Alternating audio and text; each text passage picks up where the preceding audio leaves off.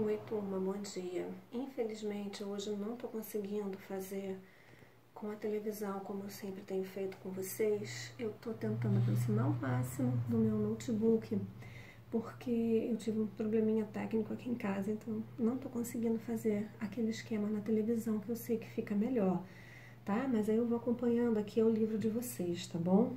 Bom, olha só. A gente vai falar sobre a atmosfera. Eu fiz umas figuras aqui para vocês, umas imagens, tá? Sobre a matéria. Então, vamos lá. O negócio hoje vai ser meio enrolado, sabe o que acontece? Eu tô sem a pessoa que sempre filma para mim, né? A pessoa que sempre me ajuda nas gravações, ela não está podendo participar por motivos de saúde. Então, vamos lá. Olha só, a gente começa falando da atmosfera. A atmosfera é a camada gasosa que fica ao redor do planeta, formada por diversos gases, inclusive gases que talvez vocês nunca tenham ouvido falar, gás hélio, gás hidrogênio, gás xenônio, radônio, né, que são chamados de gases nobres. Por que nobres? Porque eles existem em pouca quantidade e não se misturam muito bem com os outros, tá? Então, a camada da atmosfera é uma camada de ar. Ela é dividida em 5 camadas para motivos de estudo. Por quê? Vamos imaginar, estamos aqui, centro da Terra aqui, o solo. A gravidade bem aqui. Quanto mais aqui, mais gravidade, puxando maior quantidade de ar. Quanto mais para cima, menos gravidade. E aí vai tendo menor quantidade de gases, menor quantidade de ar, porque ar é uma mistura de gases. Bom, o que ocorre? Como as características vão mudando de acordo com a altitude, a gente vai dando nomes diferentes, tá? Mas qual é a importância da atmosfera? Além de fornecer o ar para a nossa respiração, ela é responsável por fenômenos meteorológicos, né? A chuva, vento, tempestades. Ela mantém o clima, né? A camada de ozônio filtra a radiação solar. Ela mantém o clima através do gás carbônico que está presente, que quando em excesso provoca o problema do efeito estufa, do aquecimento global. E também ela protege a gente contra meteoros. O que vocês chamam de estrelas cadentes, na realidade, são vários meteoros que entram na nossa atmosfera constantemente. Né? O meteoro é lixo, são pedaços de rochas que estão espalhados aí no cosmos. E quando eles entram, eles se chocam com o ar, fazem atrito e pegam fogo. Com isso, acaba que você vê aquela luz, né? Como se fosse um fósforo apagando, tá? Bom, aqui eu vou trazer para vocês a composição da nossa atmosfera. Ela tem 78% de nitrogênio, vai ter 21% de oxigênio e 1% desses outros gases. Esses gases todos que eu falei, hidrogênio, hélio, xenônio, radônio, inclusive o gás carbônico. Professora, se eu respiro oxigênio, por que então eu tenho uma quantidade assim tão grande de nitrogênio? Existe uma explicação bem lógica. Olha só, se eu respiro oxigênio, eu preciso da planta para poder fazer o processo de fotossíntese, certo? Acontece que a planta precisa de proteína para crescer. Quem fornece proteína para a planta é o nitrogênio. Então, sem nitrogênio, eu também não tenho planta, porque não é só ela produzir seu alimento durante a fotossíntese, que é a glicose que fornece energia. Ela precisa de proteínas para poder crescer. E essas proteínas, elas vêm exatamente através do nitrogênio. Nitrogênio, quantidade de gás carbônica pequena para poder fazer a fotossíntese, e aí a gente tem vegetal. Tem vegetal, tem o oxigênio que a gente precisa, tá? Então, aqui, vem falando, né, do gás carbônico, gases raros e poeiras atmosféricas. Além disso, na atmosfera também existe vapor de água e existe uma quantidade de micro-organismos que nós sabemos, além de poeira e fuligem por conta da poluição, tá? Bom, vamos lá. As camadas da atmosfera. No livro de vocês tem também todo esse material, tá, gente? Olha só, a camada mais baixa, a primeira, tá? É a troposfera. É aqui onde acontece fenômenos meteorológicos, como eu falei com vocês. Tem o oxigênio que nós respiramos, tem chuva, tem tempestade, tudo, formação de nuvens e vento, vem por aqui. A camada de cima, a estratosfera, ela já vai ficando mais rarefeita. O que é rarefeito? Vem da palavra raro, vai diminuindo a quantidade de gases. E também, ali está presente o gás ozônio. A quantidade de gás ozônio está aqui, ó, nessa segunda camada, na estratosfera. É aqui que acontece a filtragem dos raios solares, tá? Bom, a terceira camada é chamada de mesosfera. É uma camada muito fria e aqui também é onde nós, pela ausência de fenômenos meteorológicos, nós temos os balões sonda e os aviões a jatos, porque aí não tem interferência de tempestades, de vento, nada disso, tá? Uma coisa importante, quanto mais nós subimos, menor a quantidade de gases, mais rarefeita vai ficando a atmosfera. Bom, essa quarta camada, chamada de termosfera, ela tem esse nome porque ela é muito quente. Enquanto a mesosfera é muito fria, aqui ela é muito quente. Ela recebe uma radiação muito intensa. E o que ocorre? Aqui existem partículas elétricas chamadas íons. Os íons são partículas elétricas que estão presentes nos átomos, nas moléculas. Nós temos os íons. Qual é a importância dos íons? Os íons, eles refletem as ondas radiofônicas de rádio, telefone, televisão. As outras formas de comunicação, elas são através de satélites artificiais, tá? Que ficam aqui em cima na última camada. Aqui são os íons. Os íons, eles funcionam como espelho. Então, daqui de baixo, alguém manda um sinal de rádio, bate aqui. Se estiver na mesma frequência, ele bate no íon, ele não deixa se perder e volta, e alguém consegue captar, tá? Por isso que a gente para pensar assim, poxa, tecnologia tão antiga e a gente já tinha rádios comunicando? Sim, por conta disso aqui, tá? Da radiofrequência. Rádio amador, ele funciona assim. Se você tiver a frequência, você vai ter... Desculpa. Se você tiver a frequência, você vai ter como conversar com essa pessoa. Ou seja, o que é a frequência? É essa faixa de íons que está captando aquilo, tá bom? E a última, a exosfera, que separa a gente do espaço sideral. Aqui, ó, estão os satélites, os telescópios, eles são lançados aqui. Ela tem grande quantidade de hélio e hidrogênio, mas ela é extremamente rarefeita, quase não tem gases, então não tem como as pessoas respirarem lá se não usarem equipamentos especiais, tá? Bom, espero que esteja ficando claro para vocês, tá bom? Depois eu volto lá no livro. Bom, então vamos lá. O que a gente vai falar agora, né? O ar, ele tem propriedades. O que são essas propriedades? O ar, ele ocupa espaço. A gente vê isso quando a gente enche um balão, né? O ar, ele tem peso. Uma bola de futebol, se você colocar ar nela, ela fica mais pesada que quando ela está vazia. Ela ocupa espaço, ela está murcha. Se você enche, ela fica redondinha. Um pneu, a mesma coisa. Então, apesar de nós não vermos o ar ocupa lugar no espaço. O ar, ele está presente. E, por incrível que pareça, o ar tem peso. Por isso que geladeira, refrigerador sempre em cima. O ar frio, ele é pesado. As moléculas são mais juntas, descem. O ar quente, mais separado, eles sobem. E isso a gente vai ver quando falar de meteorologia, tá? Então, o ar, ele tem propriedades, porque ele ocupa lugar no espaço. A gente, quando tem um quarto todo fechado, que abre e fecha uma porta, a janela vibra, porque o ar se movimenta. A gente vê a prova do ar quando a gente vê o vento, que é o ar em movimento. Mas o ar tem peso e ele tem propriedades.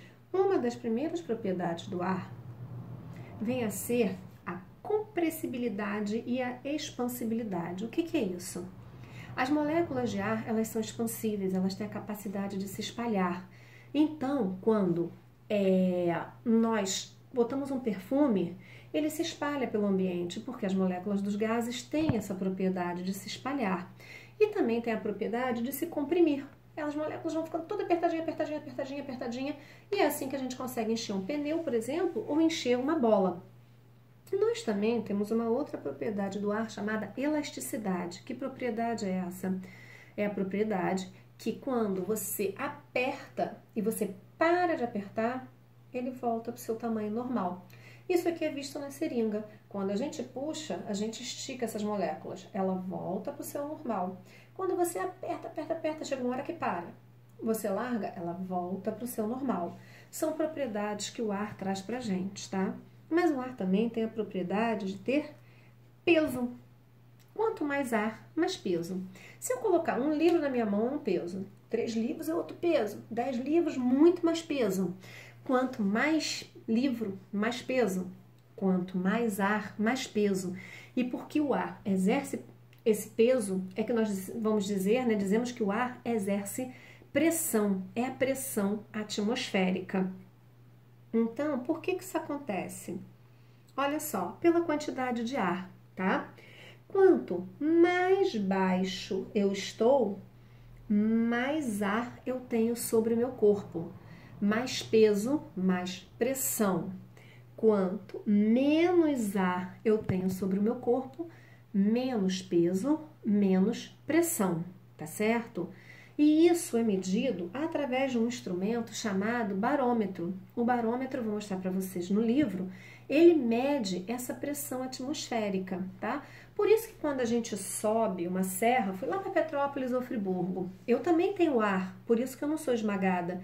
A pressão que o ar faz de todos os lados para dentro, meu corpo faz para fora. Mas se eu resolver, vou lá para Teresópolis, Friburgo, Campos do Jordão, vou subir uma serra. Quando eu subo essa serra, o que acontece? Lá em cima o ar diminui, mas o meu ar interno não. Aí o ar ele vai sempre de onde tem mais pressão para onde tem menos. Sabe aquela coisa que a gente enche a bola de gás do aniversário, larga e ela sai igual uma doida?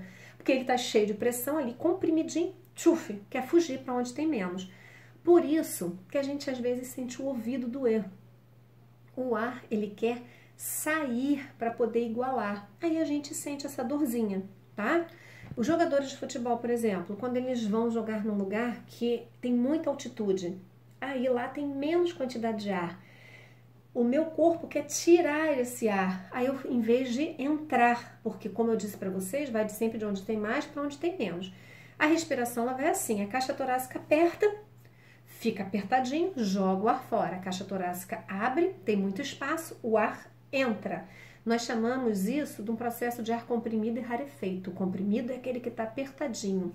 O que está com pouco ar e muito espaço é o rarefeito. Então, essa mudança que a caixa torácica faz interfere com a pressão no ambiente. Fico com mais pressão, menos pressão, e aí o ar entra e sai.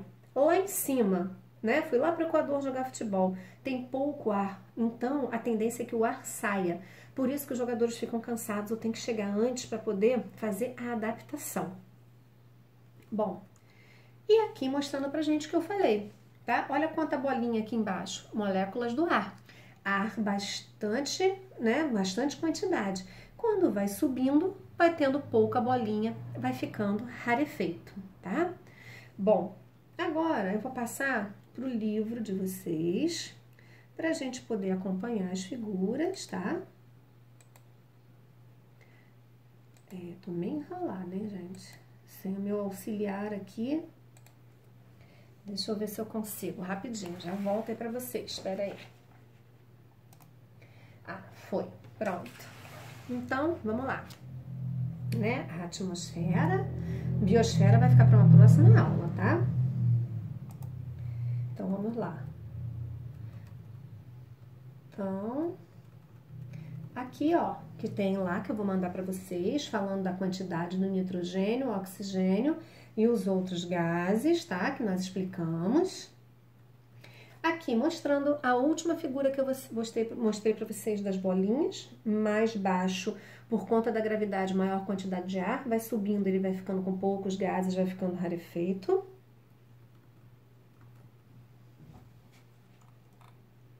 As camadas da atmosfera, tá? Que nós falamos. As propriedades do ar, mostrando que o ar tem peso. A bolinha murcha 3,7, cheia 4,1, tá? Mostrando pra gente, como nós já falamos, que o ar tem peso, ele ocupa lugar no espaço, né? E que por conta disso, ele tem as propriedades de compressibilidade e expansibilidade. Bom, aqui, o canudinho. O que eu quero chegar aqui nesse canudinho? A pressão do ar é que faz com que nós possamos tomar canudinho, bebida no canudinho. Como? Quando nós sugamos, nós tiramos o ar de dentro daquele canudo. Aquele ar faz força para baixo no líquido, a pressão atmosférica para cima, fica igual.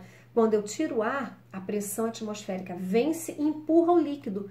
Por isso que ele sobe. Na realidade, nós não sugamos. A pressão atmosférica é que dá uma ajuda para empurrar. Tanto que se você largar o canudinho ali dentro, ele chega numa certa altura. É quando a pressão atmosférica empurra o líquido e o ar, né? A atmosfera empurra o ar e eles se igualam. Por isso que ele não continua subindo. O aspirador de pó funciona dessa maneira. Como? O motor tira o ar de dentro. Como fica vazio e não existe vácuo, né, aqui dentro do planeta Terra, o que acontece?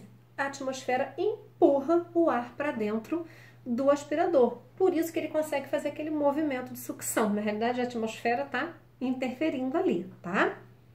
Bom, vamos ver. Então, essa experiência eu já fiz, deu certo às vezes, deu certo algumas vezes, outras vezes não. Mas se você conseguir fixar o papel certinho, durante alguns segundos, né, o peso da água fica sustentado pela força da pressão atmosférica, porque ela exerce em todos os sentidos e consegue segurar, tá? Isso mostra pra gente que existe a pressão atmosférica, ok? A latinha do óleo aqui, ó. Por que 2 furos? É que nem a do leite condensado. Pra quê? Porque eu fiz um furinho, o líquido quer sair. O ar tá empurrando, ele custa sair, é que nem o leite que faz aquele glub, glub. Mas se você fizer 2 furos, o ar entra por um furo e empurra o líquido para o outro. Ele sai com muito mais facilidade. As embalagens de óleo, hoje em dia, elas são de plástico e se vocês olharem o biquinho, ele tem um monte de rasgadinho, exatamente para o ar entrar e poder ajudar. E por fim, né? Aqui, ó, a embalagem a vácuo, que faz aquele ploft. Eles colocam isso aqui para o ar não entrar. Se o ar não entra, micro-organismos não entram e também não proliferam. A comida consegue durar bastante tempo aqui, tá bom? Bom, e por fim, como é que nós medimos a pressão atmosférica? Existe um instrumento hoje em dia muito mais sofisticado, né, mas que foi inventado por Torricelli, chamado barômetro. Ele botou um líquido, metal líquido chamado mercúrio, dentro de um tubo de 1 metro e esse tubo desceu até 76 centímetros. Por que ele parou em 76? Foi a força da pressão atmosférica segurando o líquido e a força do mercúrio. Ali as forças se igualaram. Então, em 76 centímetros é a nossa medida padrão ao nível do mar. Se nós subimos, o que vai acontecer com esse barômetro? Olha só, a pressão atmosférica diminui. Se ela diminui, consequentemente, diminui a coluna do nosso barômetro, tá? Bom, meus amores, biosfera, a gente não vai falar dela agora, tá? A gente para por aqui, hoje não ficou perfeito como eu queria, mas em breve a gente vai poder voltar, tá bom? A pessoa que me ajuda vai estar aqui do meu lado de novo, se Deus quiser, e aí a gente vai conseguir ter uns vídeos melhores, tá? Tia Carla promete para vocês que em breve isso volta ao normal.